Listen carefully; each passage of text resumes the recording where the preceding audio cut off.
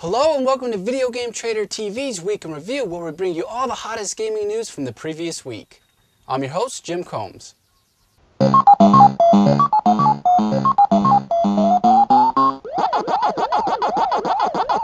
Sony has revealed some new info on the PSP Go in Japan. The PSP Go will launch in Japan on November 1st, 2009 for 26,800 yen, 1 month later than the North American release. PSP Go has been developed for 2 years. A PS3 6-axis or DualShock 3 controller can be used to play PSP games, but the L2, R2, L3, R3 buttons and the right analog stick will not work for obvious reasons. The PSP Go supports game suspension function. You can suspend the game and use other functions and even turn off the system. Later on, you can resume the game from where you left off. Now, unlike traditional sleep functions, this does not consume battery. The average PSP game size is about 600 to 800 megabytes right now. The PSP Go's 16 gigabyte flash memory can hold about 17 to 18 games. You can use Bluetooth wireless headsets with PSP Go. The PSP Go will come with a media manager called MediaGo, which allows you to manage your PSP Go software on PC. A new service, SenseMe Channels, will launch this fall, which automatically catalogs your music. This is exciting news, and from the looks of it, when the PSP Go launches in the US, we can expect all the same features. Now, can't get enough of the new Red Faction Guerrilla? Well, THQ are giving fans something to look forward to.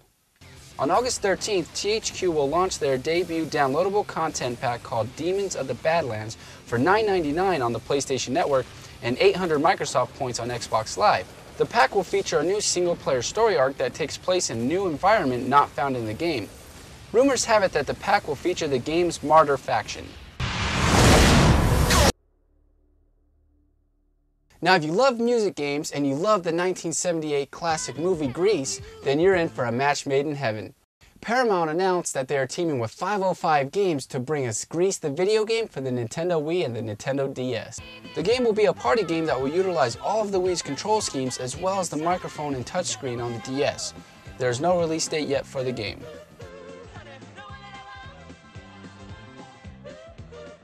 Listen up all you Dragon Ball Z junkies. Namco Bandai has announced that they have acquired the license for the Dragon Ball Z franchise worldwide starting from January 2010 for 5 years. Luckily, we know the games are going to be way better than the ill-fated live-action Dragon Ball Z movie, so it's going to be exciting to see the new brand of Dragon Ball Z games coming out from Namco Bandai. Thirsting for more Ryu Hayabusa action? Well, Koei Tecmo has announced that they will release the PS3 action game Ninja Gaiden Sigma 2 in Japan on October 1st, 2009. The PS3 version will have several new features, but less blood than the Xbox 360 version of Ninja Gaiden 2. So if you have a PS3 and a 360, it's just going to depend on if you're going to want the more blood. And who doesn't want more blood?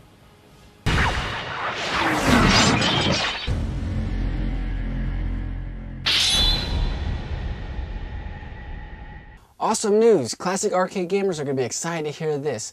Taito has announced Kicks++ for Xbox Live Arcade, which is going to be a direct sequel to the original Kicks from 1981. Stay tuned for more details. More news hits regarding the PSP Go. Sony Insider reported that the PSP Go full processor speed will be at 480 MHz, which is 40% faster than the 333 MHz processor found in the original PSP. Now, it is unclear whether the additional processing power will be used in games. Punisher fans, are you ready to get your punishment on? The Punisher No Mercy is available to download in the PlayStation Network for only $9.99. This awesome action-packed game uses the Unreal Engine and features a single-player story mode where you unlock new weapons, characters, and items in arena-style levels. All the weapons and items that you acquire in story mode can then be carried over into your online multiplayer experience. Be sure to check it out. It's lots of fun and there's tons of gore, body parts flying and blowing up. It's great.